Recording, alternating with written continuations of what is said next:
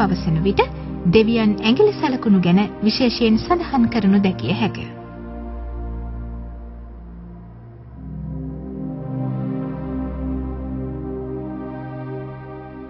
එසේමය ඔහුගේ ඇඟිලිවල අගද නැවත ගොඩනගා ගැනීමට අප පොහොසත්ය.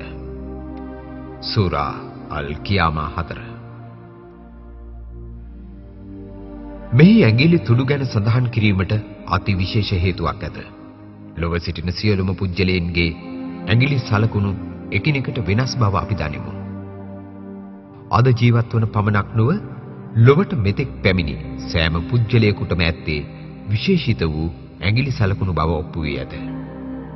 ඇඟිලි සලකුණු අනන්‍යතා ඔප්පු කිරීමට ප්‍රමාණවත් සාක්ෂි හැටියට ලොව පුරා පිළිගැනෙන බවද අප දන්නා කරුණකි. නමුත් මිනිසාගේ ඇඟිලි සලකුණු වල මෙම විස්මයජනක ලක්ෂණය තිබෙන බව ලොව දැනගත්තේ 19 වෙනි සියවස වන විට බව සැලකිය යුතුය. ඊට පෙර ඇඟිලි සලකුණු ගැන විශේෂ අවධානයක් නොතිබුණි. නමුත් මෙම කුඩා එහෙත් විශේෂිත වූ අවයවය වෙත අල් කුරානය ඉදි කළේ අදට සියවස් 15කට පමණ පෙරයි.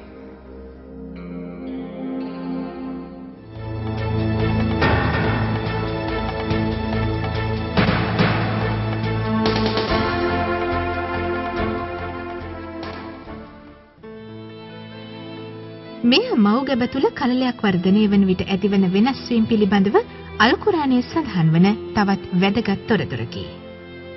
මේ පිළිබඳ පැහැදිලි කරන කුරාන් වැකියේ පළමුව අස්ථි හෙවත් ඇටකටු නිර්මාණය වන බවද පසුව එය පේශි වලින් ආවරණය කරනු ලබන බවද සඳහන් වන්නේය. අප ශුක්‍ර බින්දුව කලලයක් බවටද පසුව එම කලලය පිණ්ඩයක් ලෙසද පසුව එය අස්ථි ලෙසද වර්ධනය කර පසුව එම අස්ථිවලට පේශි අන්දවමු. පසුව අප ඔහු නව නිර්මාණයක් ලෙසින් පත් කරන්නෙමු. නිර්මාණකරුවන්ගේ විශිෂ්ටයා වන ඔහුටමය සියලු ආශිංචන. සූරා අල් මුහ්මින් 14.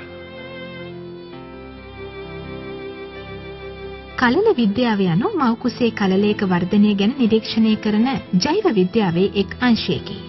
මෑතක් වනතුරු ගර්භාෂයේ කලලය අස්ථි හා පේශි එකවරම ක්‍රමයෙන් වර්ධනය වෙතැයි විද්‍යාඥයන් විශ්වාස කළහ. නමුත් මේට ප්‍රතිවිරුද්ධ කුරාන් මතය නිසාම මෙම ශුද්ධ වැකිය ගැන ඇතැම් පුද්ගලයන් නොයෙකුත් සාවත්‍ය විවේචනයන් ප්‍රකාශ කරමින් සිටියහ. තාක්ෂණයන් හා දෘශ්‍ය උපකරණයන් වැඩි දියුණු වනවත් සමගම මෙම වැකියේ සඳහන් සත්‍යය සනාථ වන්නට විය.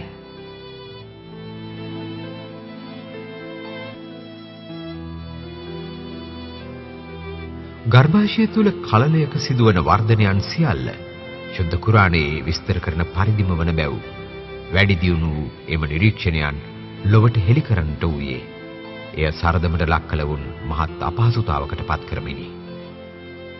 පළමුව කලලයේ කාටිලේජ පටකය අස්ථි භවනය වේ. පසුව අස්ථි වටා ඇති පටකයන් අතරින් තෝරා ගන්නා පේශියට අදාළ සෛලයන් එක්තැන් වී මේ වටා ඇතේ. මෙම ක්‍රියාවලිය කලල විද්‍යා විග්‍රහයන් වල සඳහන් වන්නේ මෙසේය. 7 වෙනි සතිය වන විට අස්ථි සැකිල්ල මුළු සිරුර පුරාම විහිදෙන්නට පටන්ගෙන අස්ථි ඒවායේ සුපුරුදු ස්වරූපය ගනී. 7 වෙනි සතියේ අග සහ 8 වන සතියේ පේශීන් එම සැකිල්ල වටා එතෙන්නට පටන් ගනී. කෙටියෙන් කිවහොත් දරු ගැබේ සිදුවන සියලුම ක්‍රියාවලියන් පිළිබඳ විද්‍යාත්මක විස්තර කිරීම සියල්ල ශුද්ධ කුරානයේ සඳහන් වන විග්‍රහයන් හා නියමට ගැලපේ. මෙම විග්‍රහයන් ඉදිරිපත් කරන්නේ එම ක්‍රියාවලියන් සැලසුම් කළ සර්ව බලධාරියා විසින් මෙහෙයින්. මෙය පුදුමයට කරුණක්ද නොවේ.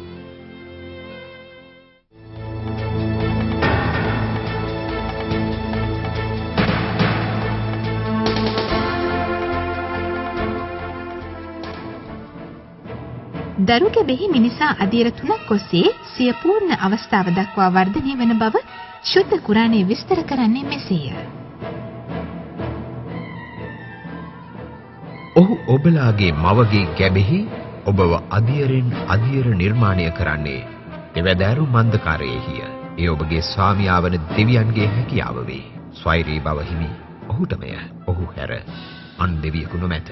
එසේනම් ඔහු වෙතින් ඔබලා හැරෙන්නේ ඇයිද? සූරා අස්-සුමර් 6.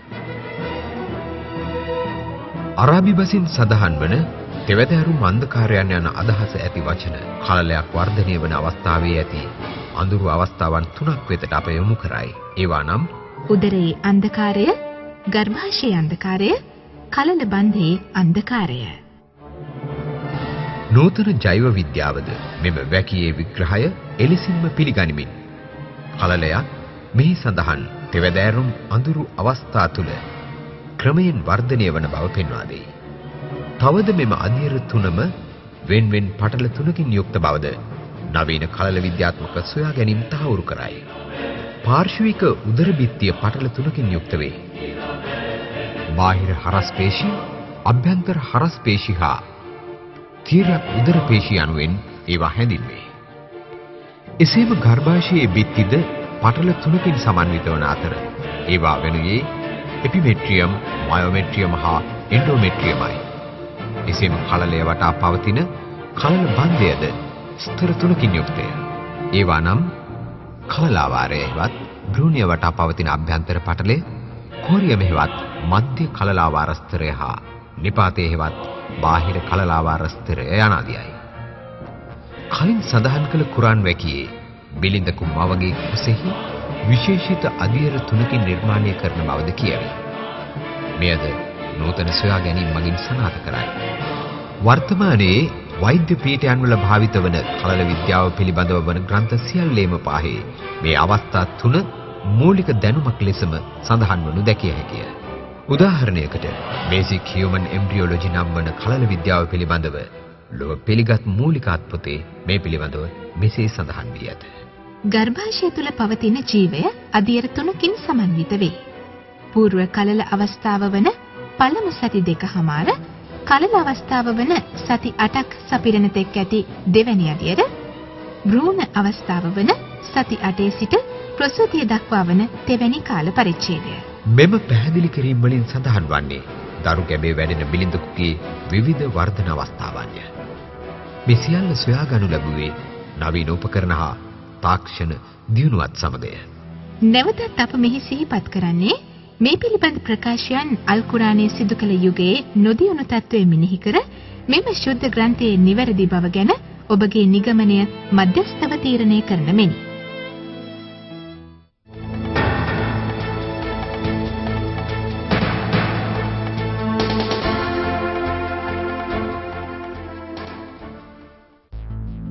අල් කුරානයේ තවත් විශේෂත්වයක් නම් එහි සඳහන් වන ඇතැම් අනාවැකිය. ඒවා මේ වන විට සැබෑ වූ අනාවැකි බවට පත්වී ඇත. මෙයද මෙම විශිෂ්ට පුස්තකය දෙවියන්ගේ වචනයයි දෙස් දෙන ප්‍රබල සාධක වේ. උදාහරණයට අල් ෆතහ් නම් පරිච්ඡේදයේ විශ්වාසිකයන් මක්කා නුවර ජයගනු ඇතැයි දෙවියන් අනාවැකියකින් සාතික වෙයි.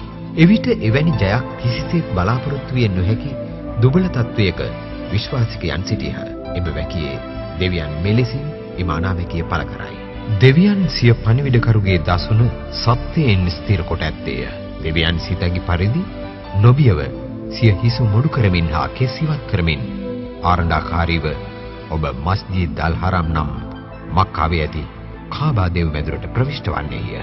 ඔබ නොදන්නා දේ ඔහු දන්නා අතර මේ වෙනුවට ඊට ආසන්න තවත් ජයක් ඔහු තීන්දුව කර ඇත්තේය.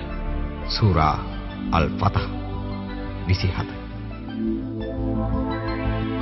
බැලු බැල්මට මෙම වැකිය මක්කාව ජය ගැනීමට පෙර ලැබෙන තවත් ජයක් ගැන පවසන්නක් මෙන් පෙනේ. ඇත්තෙන්ම මෙමගින් ඉගි කරන ලද පරිදිම පළමුව විශ්වාසිකයින් යුදෙව්වන්ට අයත් හයිබර් බලකොටුව අත්පත් කර ගන්නා ලද අතර මක්කාව ජය ගන්නා ලද්දේ ඉන්පසුවයි.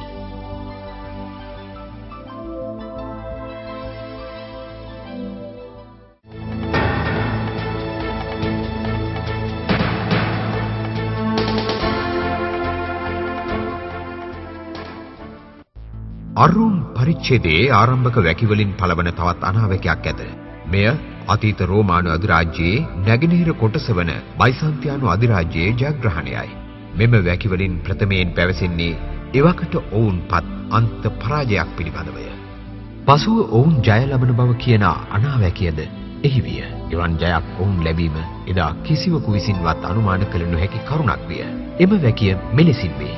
ඊටම පහත් බිමක රෝමානුවන් පරාජයට පත් කරනු ලැබ සිටිති. නමුත් ඔවුන්ගේ මෙම පරාජයෙන් වසර 3 සිට 9 දක්වා කාලයක් ඇතුළත ඔවුන් නැවතත් විජයග්‍රාහී වනු ඇත. ඒ ආරම්භයේ පටන් අවසන දක්වා දෙවියන්ගේ කර්තව්‍යක්ම විය. සූරා අර් රෝම් 2 සිට 4. ක්‍රිස්තු වර්ෂ 612 සිට 614 දක්වා වකවානුවේදී පර්සියානුවන්ගෙන් රෝමවරු අන්ත පරාජයට පත්ව